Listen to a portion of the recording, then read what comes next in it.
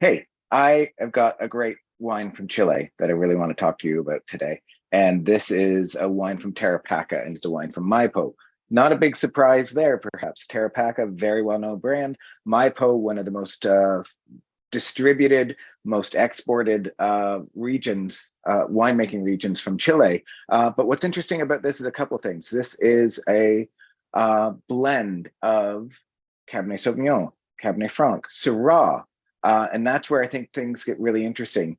By adding Syrah into this mix, you get a wine with real fragrance. And we're not talking about the typical Maipo minty character, that typical Maipo rosemary or bay leaf character. We're getting a wine with real fragrance and complexity, almost tobacco-like nature, in addition to that ripe fruit, that kind of plummy character and the cherry berry character that you'd expect.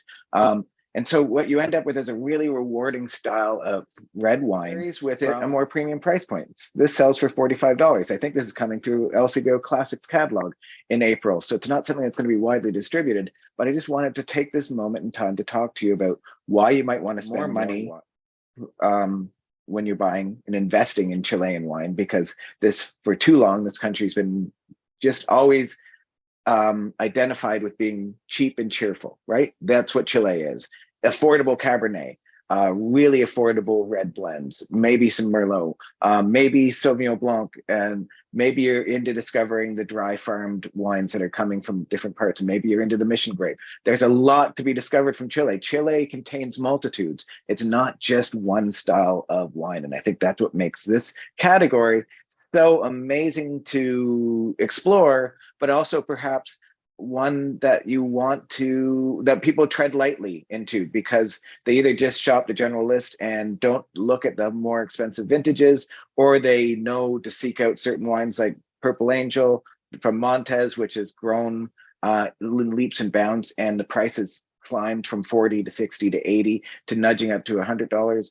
Razarus has done amazing work by getting people to realize that sophisticated and cellar-worthy wines are coming from Chile. But it's just this mid-price point that so many countries struggle with. South Africa, Chile, New Zealand. When you're looking in and around that $50 range, people are very happy to reach into their pockets, dig into their pockets for California, for France. But they might pause and go, oh, if I'm going to splurge, I'm going to look elsewhere. This really shows what can be done from fine winemaking in Chile, and it also shows you one of my favorite touchstones, Cabernet plus Syrah or Cabernet plus Shiraz blends.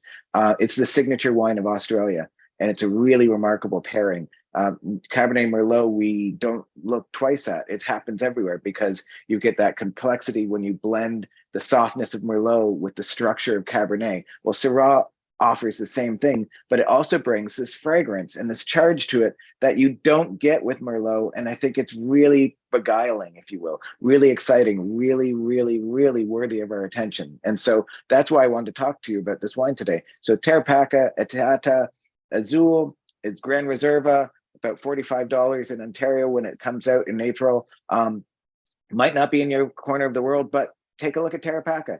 Take a look at red blends. Take a look at Cabernet Sauvignon. Plus Syrah blends, whether they're from Canada or Australia or other parts of the world. They really have something to say, different flavor profile to really enjoy and appreciate. So that's what brings me to the table today. Tasting at my kitchen table as always. Like and follow, subscribe if you'd like to hear more from me.